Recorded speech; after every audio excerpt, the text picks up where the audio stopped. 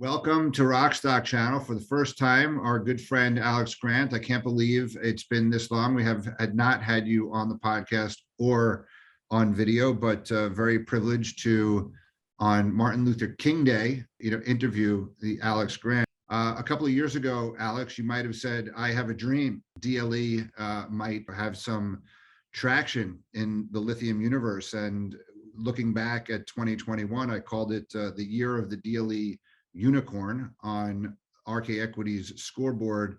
I think there were three DLE related stories: Lake Resources, Vulcan, and Standard Lithium, all which reached $1 billion market cap. And then Lilac raised was a Series B with Chris Sacca and Breakthrough Energy Ventures, and I think BMW. Or some dollars have come in on the VC side, and then some offtakes without dollars came into Vulcan, Volkswagen, Renault, Stellantis, and LG.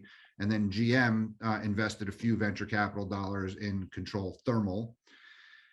At the end of the year, you had Rio Tinto buying into Rincon in Argentina, which is a DLE project. And also late last year, Eramet went from mothballing their project to bringing in the Chinese partner, Tsingshan, to fully fund that. And then POSCO, who has been testing this POS-LX, hitting the bid on investing some $800 million in that project in Argentina. So bottom line, DLE as a strategy or unconventional resources or lower grade, brine resources are using unconventional process techniques, not just salar evaporation ponds. So that there's been real traction. I should also mention Standard Lithium attracted $100 million investment from Koch Industries. No one has done more to raise the profile, in my opinion, for DLE. The Prince of DLE, Alex Grant. Since I left about 3 years ago, Alex raised $170 million in 2 rounds. T. Rowe Price and Sumitomo. We're very proud of the progress that they've made. But for the last 3 years, I've been kind of independent consulting across lithium. So I've worked on dozens of lithium natural resource projects of all types. I've worked on brine projects, sediment projects, and spent a lot of time studying direct lithium extraction and writing on it to help other people kind of understand it better. Something I put some thought into is kind of educating folks on the reality that Livent has in fact been using a DLE technology for 2 decades in Argentina at Hombre Muerto. And that suggests that there is no such thing as conventional and unconventional technology, right? For any particular brine, there are a whole bunch of different ways of making lithium chemicals from that brine. That's always true. So there's no such thing as conventional lithium processing. The Silver Peak process used in Nevada that Albemarle uses today is different from what is done in the Atacama. In the Atacama, it's supposedly the same resource, but of course, geochemistry varies across it. SQM and Albemarle process their brines very differently. Livent processes their brine totally differently in Argentina. And then the new brine projects in Argentina using chemicals and evaporation are doing it differently too. There's nothing conventional about any of that, right? The processing technology is bespoke and tailored to the resource, right? A good chunk of my time over the last 2 years has also been doing life cycle assessment with Minviro in London. We've done probably 20 to 30 LCAs now on different lithium projects. We've built life cycle assessment models on every single type of natural resource and every single lithium chemical you can imagine. I see a huge opportunity to minimize the environmental impacts of the battery supply chain before it's built. That's the best time to make changes. So exploring new process technologies that can minimize impacts, or doing life cycle assessment to understand kind of the CO2 emission breakdown or the water use breakdown of a lithium product is really helpful right now, so that we can build the supply chain in the best way it can possibly be with the lowest impacts possible. So Alex, the title of this YouTube video is North America's Unconventional Lithium Promise. So I want to focus very much on North American resources. And you just said that when it comes to brine, there's no such thing as conventional. So when you think of brine conventional, I think just, a salar evaporation pond, but that's not enough. All the processes are different. I would argue that in hard rock, that the conventional versus non-conventional, there are conventional ways. If you have a spodumene hard rock, that's pretty much, when we think of keep it simple, stupid, and you're the DLE prince here. So we're going to use a different variation of KISS, for that moniker. But I want to spend, again, 80% of the time on unconventional lithium in America. And by that, I mean brines of various types, a bit of sediment, and then maybe spend 20% of the time, wearing your Minviro hat to discuss from a North American perspective, the various assets, whether they be hard rock, brine, or other. And on that score, I asked you who has been publicly announced as a Minviro, hired Minviro as a study, and Piedmont Lithium is one, Compass Minerals is another, and Energy Source, which is in the Salton Sea. Compass is in the Great Salt Lake of Utah, and Piedmont's in North Carolina. Minviro has done other life cycle assessments for sediment assets and other assets, throughout North America, but they haven't yet been publicly disclosed. So we could talk a little bit about that later, but from a resource perspective in North America, and some of my knowledge here, a lot of my knowledge here comes from stuff that you've already published. There's the Salton Sea in California, which is geothermal. There's the Smackover and Magnolia, which is Standard Lithium and Albemarle in Arkansas. There's the Leduc in Alberta, which is E3. There's Great Salt Lake, which is Utah, as I mentioned. There's Clayton Valley in largely Nevada. So those are resources, right? And then there are technologies, right? A number of companies are developing technology. So Lilac has a technology. Schlumberger has a technology that they're applying in the Clayton Valley. Standard Lithium is applying its Lister and Sift technology to Lanxess's bromine operations. Iliad is the technology of Energy Source, which is in the Salton Sea.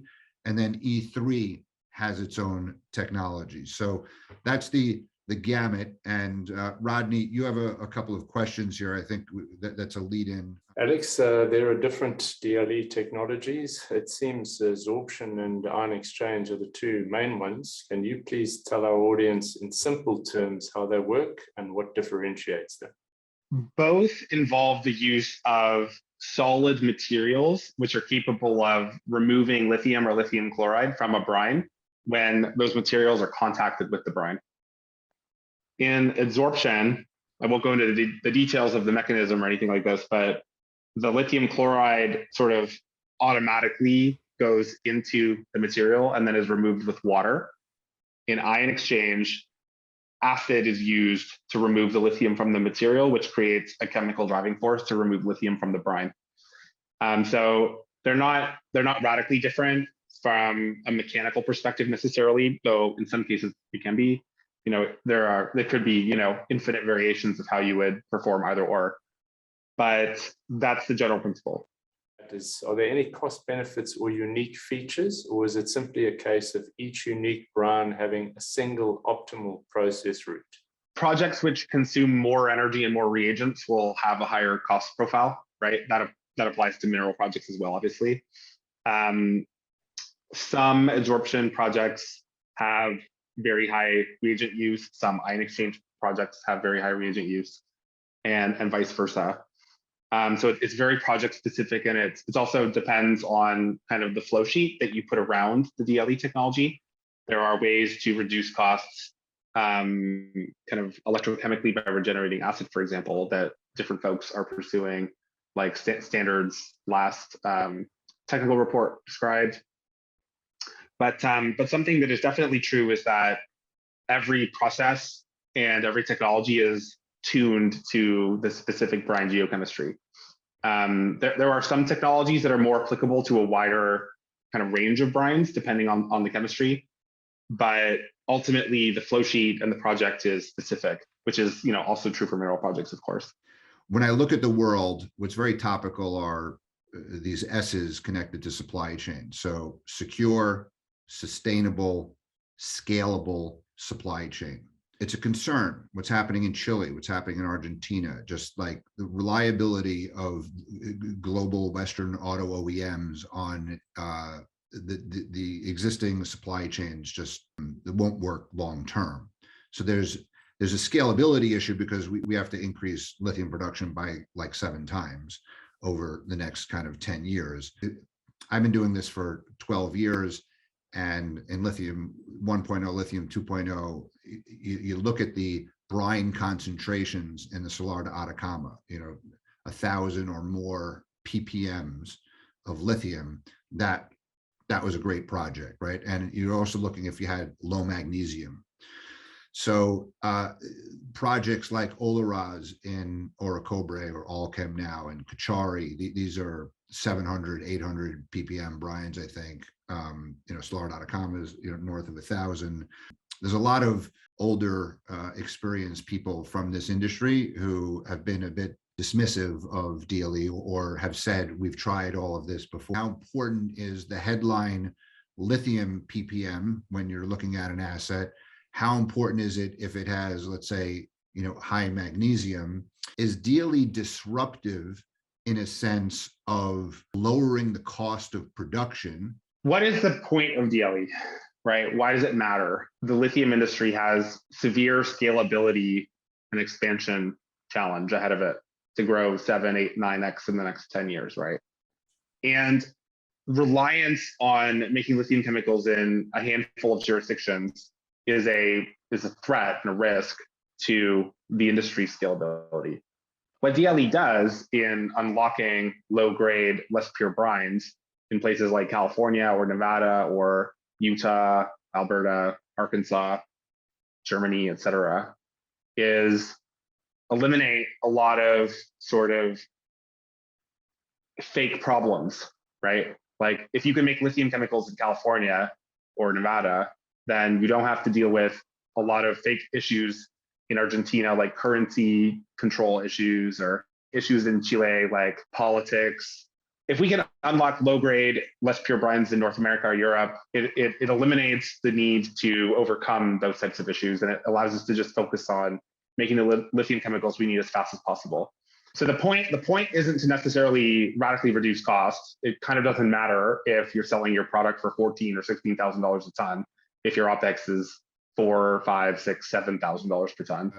Infrastructure matters, and that's also a beauty of the North America is that you have a lot of infrastructure. So could you run through Salton Sea, Smackover, Magnolia, Leduc, Great Salt Lake, Clayton Valley? There are 3 different project developers in the Salton Sea in Southern California, 2 of them brownfield, so they want to put lithium extraction and lithium processing onto the back of an operating geothermal energy plant, already existing, brines already flowing, and 1 greenfield, which is controlled thermal resources. They are all taking different DLE technology approaches, which is I think a good thing because it promotes new ideas that 1 or more of them may be successful, and then we'll have a more fleshed out toolbox to work with in the future. The Salton Sea is the only major geothermal mineralized brine lithium resource that I know of in North America, and it is really massive, right? So it's really big. Yeah, the Salton Sea in kind of the middle of the geothermal field, in the most mineralized brines, contains between like 150 to 300, and I think I've seen even higher than that ppm of lithium in the brine. What it also contains though is a lot of transition metals like iron and manganese and zinc, and a lot of silica. And those components can be very challenging for DLE technologies.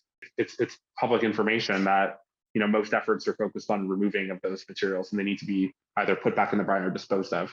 So that's kind of a drawback to geothermal brine in Southern California. That doesn't apply to all geothermal brines, of course. 2 are 2 oil field brines. So you have E3 Metals in Alberta and Standard Lithium and a couple other folks in Arkansas, kind of in the Smackover, which is a formation ranging from Texas all the way to the Gulf of Mexico. It's absolutely massive. I think both those folks are doing some pretty diligent process development work. Oil field brines typically contain between 25 to 200 ppm of lithium, so maybe a little bit lower than the Salton Sea, for example. The last kind of focus area for brines in North America is the sort of Nevada to Utah corridor, which is kind of a pretty kind of salty desert.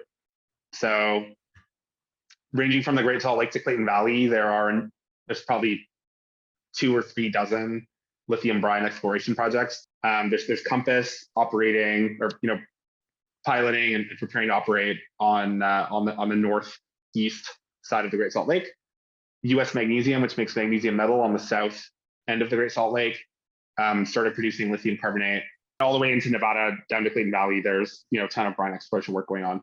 And those are more shallow brines, so they're not deep like oil field and geothermal brines, which means that some of them could have very favorable geochemistry, like potentially kind of mid-range to high grade, and very low concentrations of elements that might cause problems like silica or iron. But I'm definitely very excited about what Compass is doing on the Great Salt Lake. It's very super prospective project in my opinion. They know how all that brine flows. They know the chemistry like the back of their hand. So with the right diligent process development work, I'm sure they'll be able to unlock that. Some of the recent transactions we've seen, I think some of them are driven by the size of the resource. So in terms of move the needle for a big company, someone like Rio's. But I guess my question to you is, it can be a big resource, and I understand that there are some nuances, but realistically, what percentage of a resource can you recover using DLE? Yeah, that's going to be super specific to the geology, right? If I scope out a 7 million ton exploration target, right, before I even define anything, what fraction of that at the end of the day will I be able to actually make into lithium chemicals?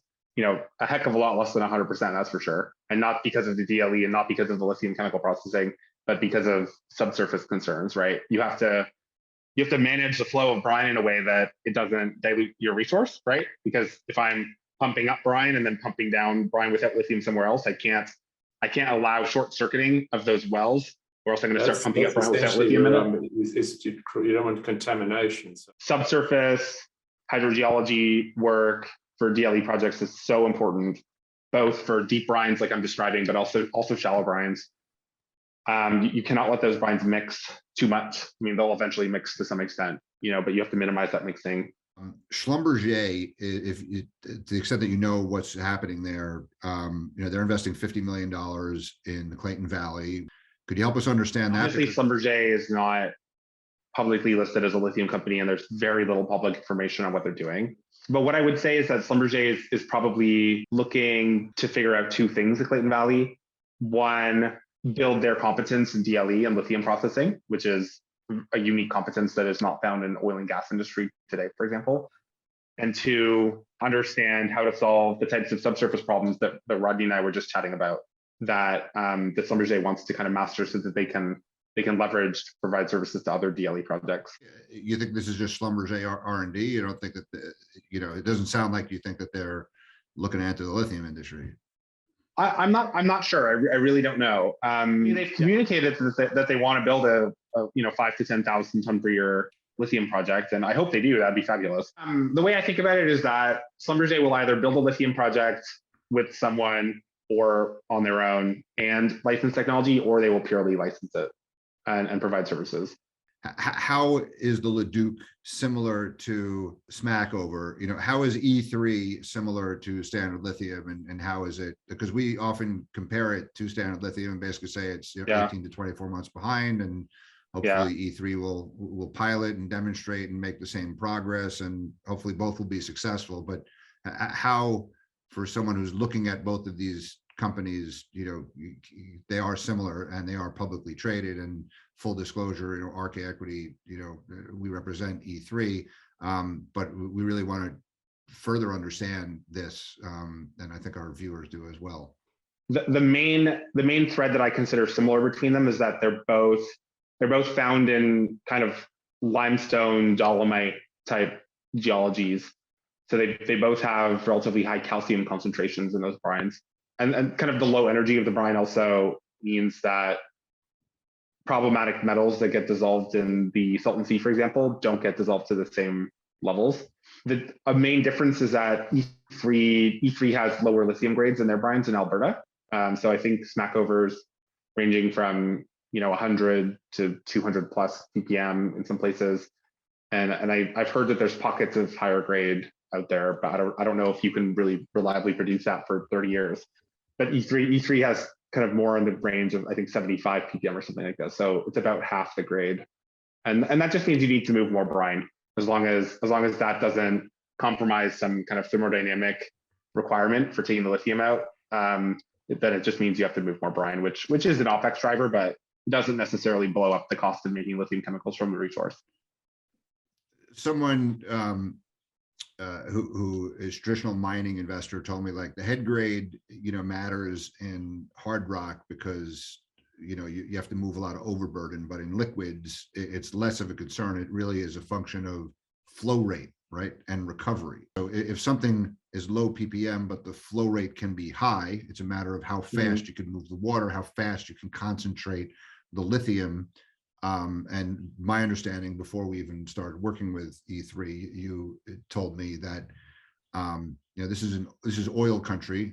It's a water movement exercise in a significant way, and they have that. They know how to move water, right?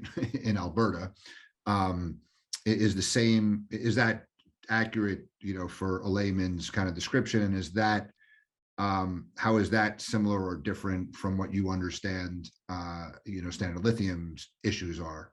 Yeah, I think what you said is true. What else? So what matters a lot is grade, as you said, the permeability of the unit that you're producing the brine from. But I would add also what I think is really important is the thickness of the unit, right? So if you can only flow in XY in 2 dimensions, and you can't get any flow coming up from below, then that limits the flow rate you can get out of the well. But again, it's like super location specific, right? Like there's no generalities here at all. Let's quickly shift to Minviro sustainability of, let's say, Quebec, Ontario, North Carolina, and then also the sediments in Nevada.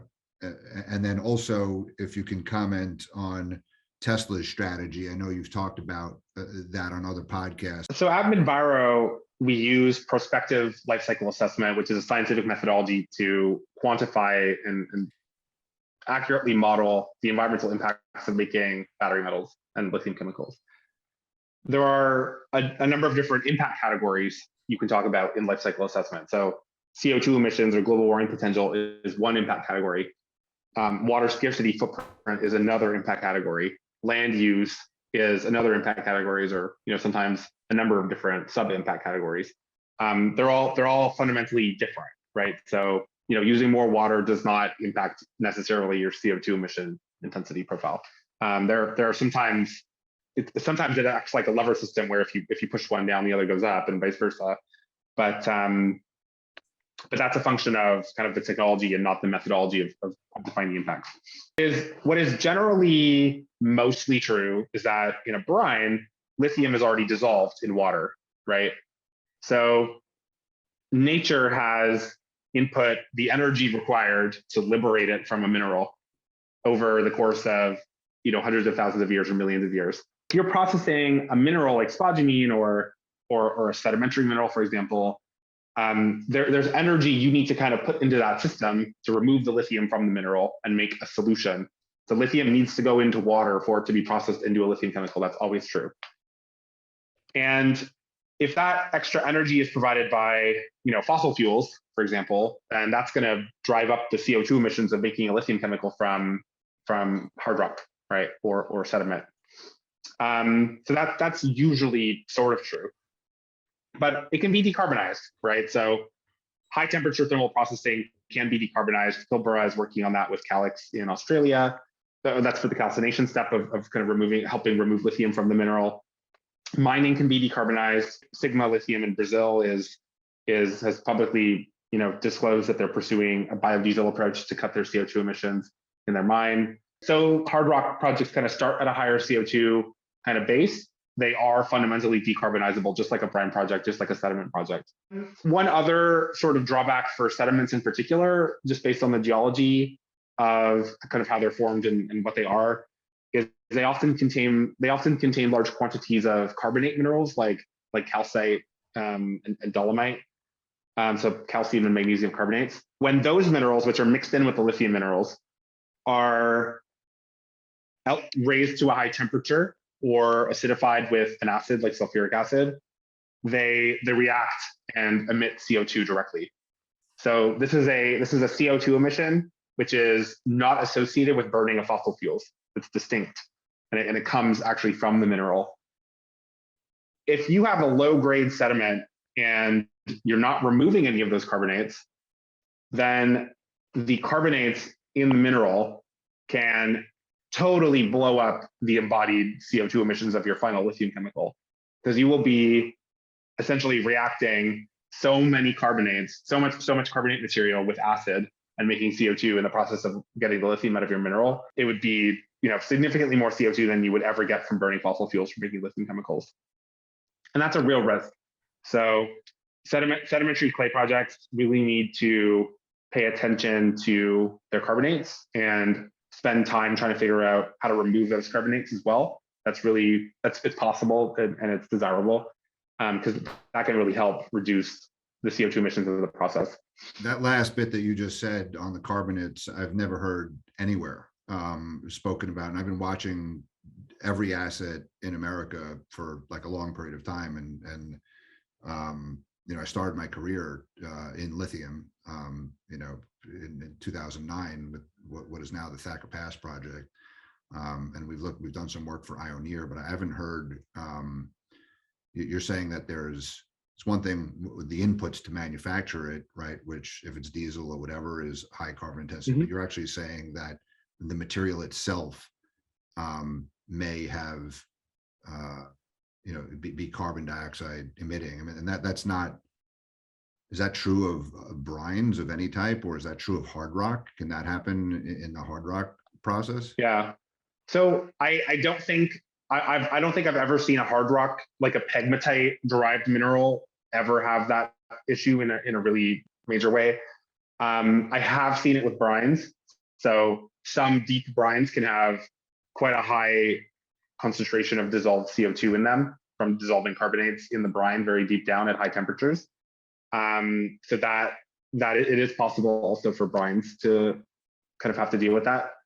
With brines, it's kind of nice because it's kind of easier, I guess, potentially you could say, because when you produce the brine and reduce the pressure, if you're reducing the pressure of the brine, the CO2 will actually come out of the brine, and you can capture it and then put it right back in the brine when you're done with it.